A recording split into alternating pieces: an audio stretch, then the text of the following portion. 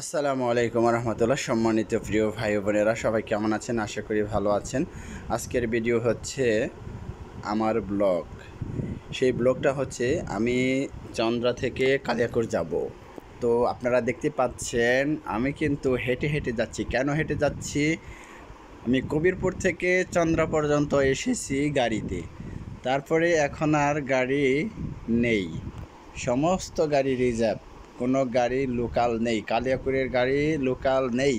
তো শুধু আমিই না, এখানে আরও অনেক লোক দেখতে পাচ্ছেন, এরা সবাই গার্মেন্টস ছুটিতে বাসায় যাবে।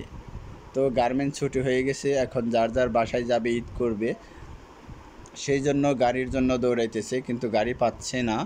এখানে পুলিশ আছে, ট্রাফিক পুলিশ আছে, আর্মি আছে, সবাই আছে, যাতে কোনো সমস্যা না হয়, সেই জন্য এইখানে দাঁড়িয়ে আছে, ডিউটি করতেছে। তো দেখতে পাচ্ছেন এখানে কত লোকজনের ভিড়বড়, যানজট, এবং গাড়িগুলা কোনোভাবেই চলাচল করতে পারতেছে না, এমন যানজট, এমন জ্যাম।